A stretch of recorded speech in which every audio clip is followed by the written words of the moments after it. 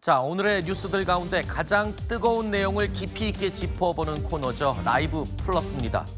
자, 조금 전에 저희 취재 기자가 전해드렸죠. 이재명 정부의 첫 번째 부동산 대책이 조금 전 발표됐습니다. 금리 인하 기대감과 집값 상승에 대한 기대 심리에 불이 붙으면서 수도권, 특히 서울 지역을 중심으로 집값이 가파르게 올랐죠. 자, 그래서 주택담보대출을 중심으로 가계대출 증가폭도 크게 늘었습니다. 이 때문에 이재명 정부가 최근에 가파른 상승세를 보이고 있는 이 서울 집값을 막기 위해서 대책을 전격적으로 내놓은 겁니다. 가계대출 총량을 조절하는 핀셋 규제다, 이렇게 이해하면 될 것 같습니다. 자, 어제 민주당은요, 윤석열 정부의 대출 규제 완화 등으로 지금과 같은 이 서울 집값 상승과 가계 부채 폭증 현상이 일어난 것이다 라고 비판을 했습니다. 그러면서 조속한 정상화가 필요하다고 강조했죠. 윤석열 정부는 전임 정부의 노력으로 나타나기 시작한 집값 안정세를 부동산 경기 침체라고 보았습니다. 그래서 종부세 감세, 대출 규제 완화, 무차별한 정책금융 지원과 같은 집값 부양 정책으로 일관했습니다. 그 결과 현재와 같은 서울 집값 상승과 가계부채 폭증을 초래했습니다. 이제 조속한 정상화가 필요합니다. 더 늦어지면 우리 경제에 정말 커다란 걸림돌이 될 것입니다. 조금 전에 정부가 발표한 이 첫 번째 부동산 대책, 당장 내일부터 시행이 됩니다.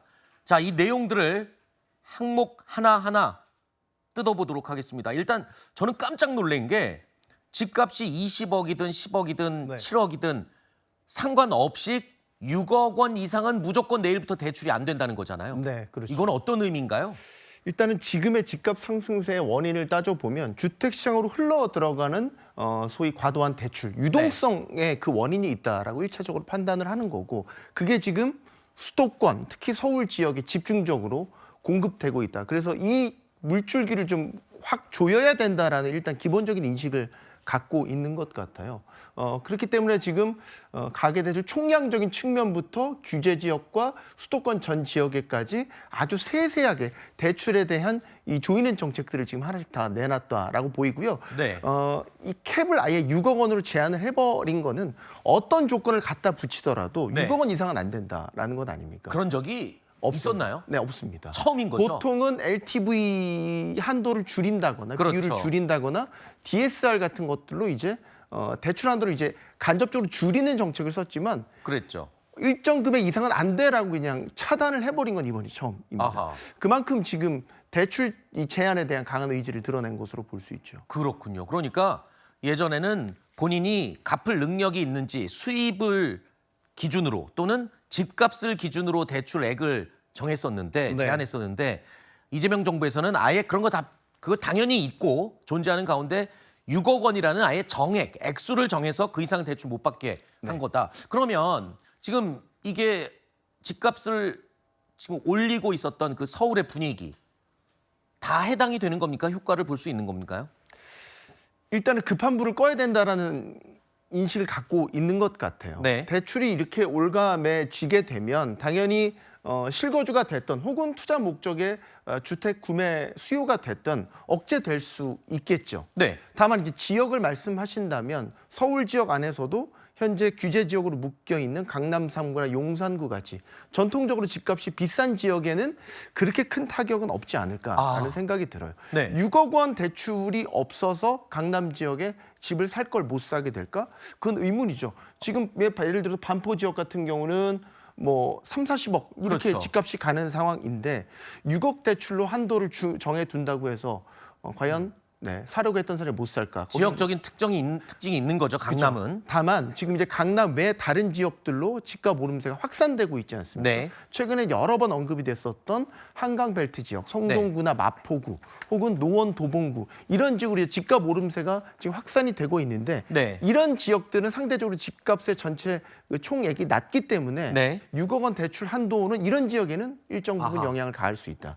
그렇군요. 일단은 강하게 나타나고 있는 주택 매수 심리를 좀 잠재우는 데는 네. 효과는 있을 것이다라고 생각합니다. 그러니까 이재명 정부의 첫 번째 부동산 대책 큰 흐름 중에 하나는 현실적으로 인정할 건 인정하되 네. 이 집값 흐름이 확산되는 거는 무조건 빨리 잡아야 되겠다. 이런 의지가 담긴 걸로 보입니다. 자, 그리고 기존 주택을 처분하지 않고 추가로 주택을 구입하려는 다주택자 또는 1주택자에게는 주택담보대출을 아예 금지하도록 이 조항을 촘촘하게 해놨습니다. 실거주 목적이 아닌 갭 투자, 편법 대출, 뭐 꼼수 이런 것들은 부릴 수 없도록 아주 촘촘하게 지금 정책들이 발표가 됐다면서요? 네, 그렇습니다. 그러니까 수도권과 규제 지역에서 다주택자 2주택 이상 해당이 되겠죠.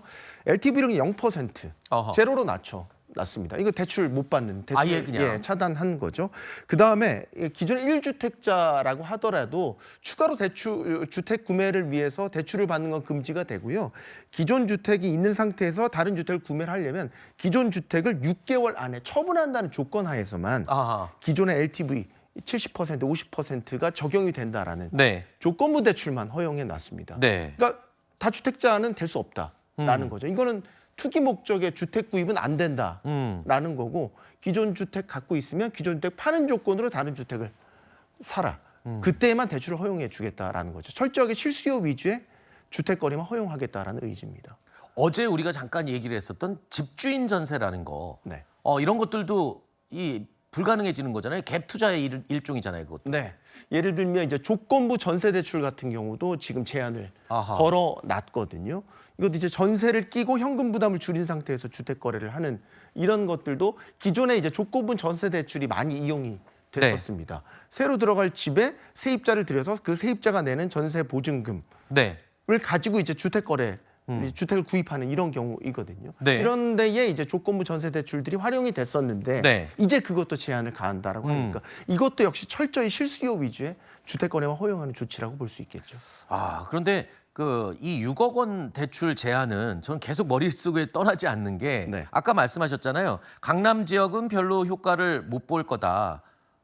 그렇다면 인정할 건 인정하고 다른 지역을 막아보자는 건데 어떻게 보면 돈 있는 사람은 그냥 아무 규제 없이 이제 집 사고 파는 거는 강남 쪽에서는 괜찮고 오히려 다른 사람들이 사고 싶은 게 좀 제한이 되는 게 아닌가. 특히 또 젊은 세대들이 대출을 받는 것조차도 지금 제한이 됐다면서요? 네, 그렇습니다. 생애 최초 주택을 구입하는 경우에도 LTV에 대한 제한을 걸어놨고요. 이 역시도 실수요만 즉 들어가 살 집만 구매를 하라라는 조건을 걸어놨거든요. 네. 사실 생애 최초 주택 구매자의 기존에는 어떤 제한도 없었습니다. 네. 네. 근데 이제 여기에도 조건을 건 거는 역시 마찬가지로 조금이라도 이 투기 수요가 발생하는 것을 원천 아하. 차단하겠다라고 보여지는 거고 강남 지역은 지금 예상이지만 그들만의 리그가 더욱 공고하게 만들어지지 않을까라는 생각을 하게 됩니다. 아하. 근데 이제 기존의 그 강남 지역의 집값을 대출이라든지 혹은 세제라든지 이런 것들로 잡기 위해서 많은 노력들을 가했지만 오히려 부작용이 발생했던 아마 전임 정부들의 실패 사례를 참고하지 않았을까라는 생각이 들고요. 일단 이재명 정부의 첫 부동산 대책은 대출에 대한 제한 정책으로 나왔지만 이게 끝은 아닐 거라고 시작이겠죠. 네. 그럼 이제 다음 대책이 뭐가 될 거냐?